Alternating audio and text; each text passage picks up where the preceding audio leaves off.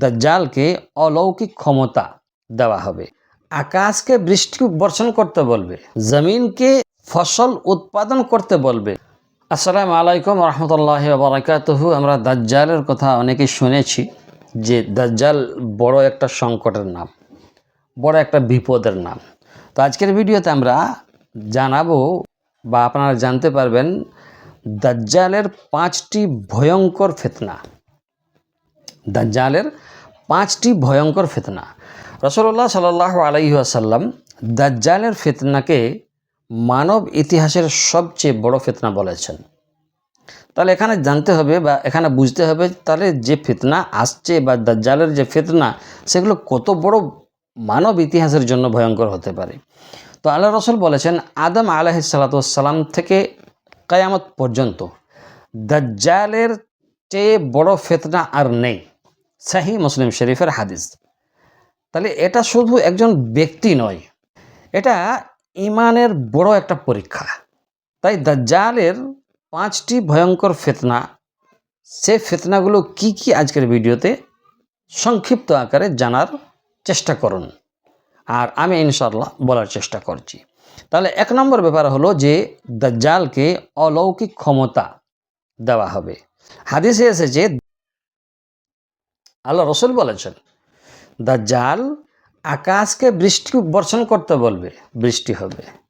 জমিনকে ফসল উৎপাদন করতে বলবে, ফসল হবে, ফসল উৎপাদন করবে। তাহলে কত বড়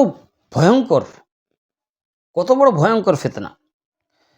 সহিহ মুসলিম শরীফে এটা রাসূল বলেছেন। মানুষ এটা মনে করবে যে সে আল্লাহ সদৃশ ক্ষমতা ধর। দুর্বল যাদের ঈমান হবে তারা বিভ্রান্ত হবে। আর 2 নম্বর ব্যাপার হলো আল্লাহু আকবার। তার সাথে রাসূলুল্লাহ বলছেন তার সাথে জান্নাত জাহান্নাম থাকবে, কিন্তু তার জান্নাত হবে জাহান্নাম আর জাহান্নাম হবে জান্নাত। তাহলে বুঝতে পারছেন, সহিহ বুখারী শরীফের এটা হাদিস। তা বাহ্যিক চাকচিক দেখে বিভ্রান্ত হওয়া যাবে না। কিন্তু 3 নম্বর যে ব্যাপার রয়েছে, নিজেকে রব বলে দাবি করবে কিন্তু সে হবে এক চোখ অন্ধ। রাসূলুল্লাহ সাল্লাল্লাহু আলাইহি ওয়াসাল্লাম বলেছেন তোমাদের রব এক চোখ নন। সহিহ বুখারী শরীফ। জি। আর কি হবে? 4 নম্বর যেটা হবে তরুণদের ঈমান কেড়ে নেওয়া। হাদিসে এসেছে এক যুবক দাজ্জালের সামনে প্রতিবাদ করবে, দাজ্জাল তাকে হত্যা করে পুনরুজ্জীবিত অর্থাৎ পুনরায় জীবিত করবে। সহিহ মুসলিম শরীফ। তরুণ সমাজ হবে সবচেয়ে বড় লক্ষ্য তার। দাজ্জালের লক্ষ্য হবে তরুণ সমাজ। 5 নম্বর যে ব্যাপার হলো দ্রুত পৃথিবী ভ্রমণ। রাসূলুল্লাহ সাল্লাল্লাহু আলাইহি ওয়াসাল্লাম ব্যাখ্যা দিয়েছেন সে 40 দিনে পৃথিবী ভ্রমণ করবে। 40 দিনে কেউ পৃথিবী ঘুরতে পেরেছে? দাজ্জাল কিন্তু 40 দিনে পৃথিবী ভ্রমণ করবে। সহিহ মুসলিম শরীফের হাদিস।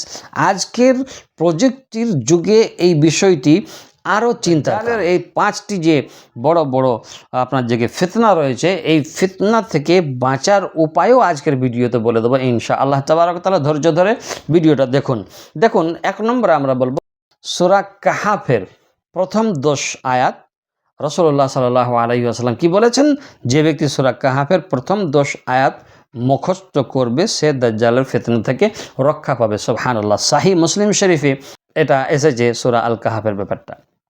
2 নম্বর ব্যাপার হলো ঈমান দৃঢ় করা। আল্লাহ তাবারক তাআলা কোরআনে কারীমে বলছেন বিসমিল্লাহির রহমানির রহিম ইয়া আইয়ুহাল্লাযীনা আমানুসবিরু ওয়াসাবিরু। হ্যাঁ না? সূরা আলে ইমরানে 3 নম্বর ব্যাপার হলো মক্কা মদিনায় প্রবেশ করতে পারবে না দাজ্জাল। সহিহ বুখারী শরীফের। তাহলে আমরা আজকের ভিডিওতে বুঝতে পারলাম যে 5টি দাজ্জালের বড় ফিতনা থেকে বাঁচতে গেলে আমাদেরকে এই 3টি কাজ করতে হবে। তাহলে বুঝতে পারলাম। ভালো থাকবেন। আসসালামু আলাইকুম ওয়া রাহমাতুল্লাহি ওয়া বারাকাতুহু।